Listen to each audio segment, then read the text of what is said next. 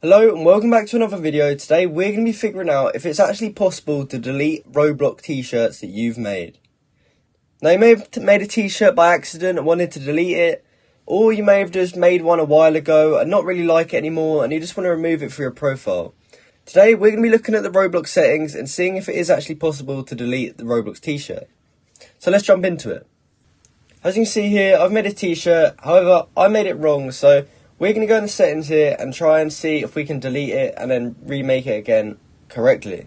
So when you're on this page, if you click create up here, you'll be taken to this creator part of Roblox. And now if we go to avatar items, here's where we can actually make the t-shirt. So over here you can make classic t-shirts, classic shirts and classic pants. And here we can see the shirt that we have created. Now, I was looking everywhere for an option to delete this, and even right here, I thought there would be an option to delete. But as you can see, all it says is open in a new tab, copy URL, copy asset ID, and copy asset URI. So unfortunately, I don't think it is actually possible to delete t-shirts we've made inside of Roblox.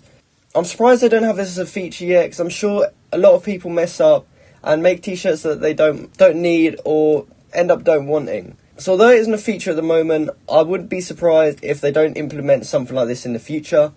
However, the next best thing I would recommend is to just click on your t-shirt, and then where it says down here, open for comments and open for sale, I would turn both of these off so that no one is able to see your shirt if you don't want it being public. And then after that, it will only be visible to you. So if you've only got a few t-shirts made, this shouldn't be a big issue. But if you do have tons, this could be quite annoying to hear. So hopefully Roblox do implement something like this in the future. So once you have changed those things, you can just click save changes, and that is the best you're going to get for now. So I hope you found this video helpful, and I hope I managed to answer some of your questions. If you did find this video helpful, please comment down below to say that this video helped you out, and like and subscribe for more content like this. Thank you for watching.